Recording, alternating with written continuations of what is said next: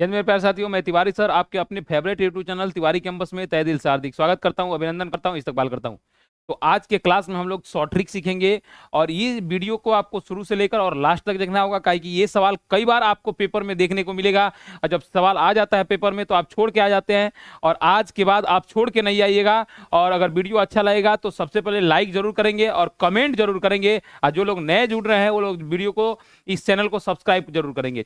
चलिए के स्टार्ट करते हैं। Let's get start now. कर किसी दूरी को तय करने के लिए ए और बी की चालों का अनुपात 3:4 दिया है। यानी कि स्पीड की अगर हम बात करें, स्पीड का रेशियो जो है ए और बी के स्पीड का रेशियो की अगर हम बात करें तो 3 अनुपात कितना दिया है जी, 4। यानी कि ए का चाल 3 है तो बी का चाल कितना है, 4 है। तो जो स्पीड का रेशियो होता है उसका उल्टा किसका होता है, टाइम का होता है। यानी कि चाल के उल्टा समय होता है, तो समय का कितना हो जाएगा, 4 अनुपात कितना हो जाएगा, 3। यानी कि ए को 4 घंटा लगता होगा तो बी को कितना घंटा लगता होगा, 3 घंटा।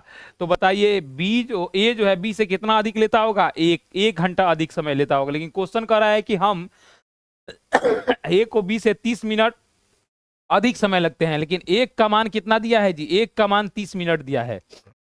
तो एक का मान 30 मिनट दिया है तो कह रहा है गंतव्य स्थान पर पहुंचने के लिए ए को कितना समय लगेगा।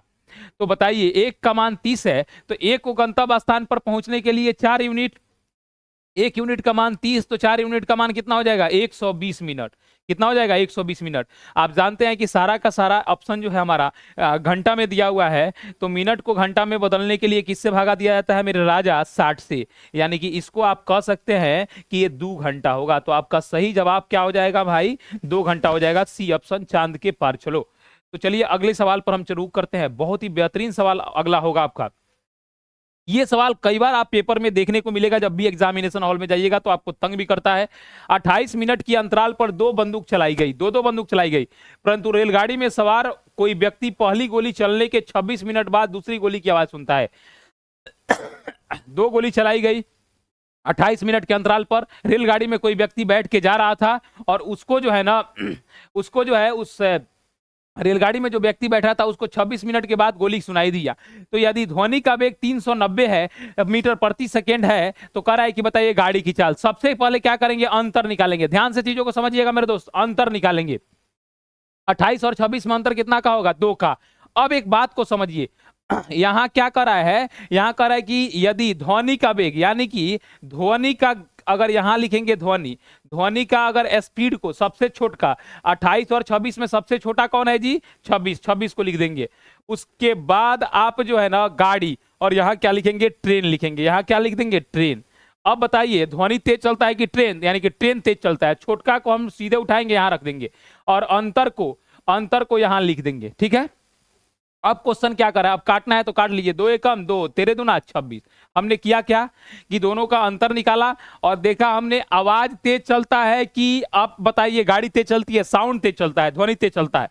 यानी कि ध्वनि के जगह पर छोटका मान, अंतर को कहां रखेंगे, ये ट्रेन के चाल में। यानी कि ध्वनि का स्पीड अगर 13 होगा, ट्रेन का स्पीड क्या होगा, 1 होगा। लेकिन ध्वनि का वेग 390 ने दिया है, यानी कि 13 का मान 300 कितना दिया है, 90।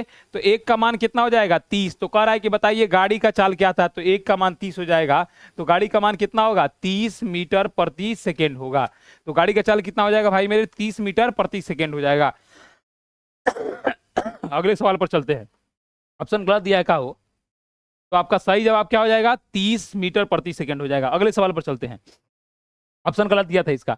कह रहा है 33 मिनट की अंतराल पर 2 बंदूक चलाई गई, परंतु रेलगाड़ी में सवार कोई व्यक्ति पहली गोली चलने के 30 मिनट बाद दूसरी गोली की आवाज सुनाई देता है।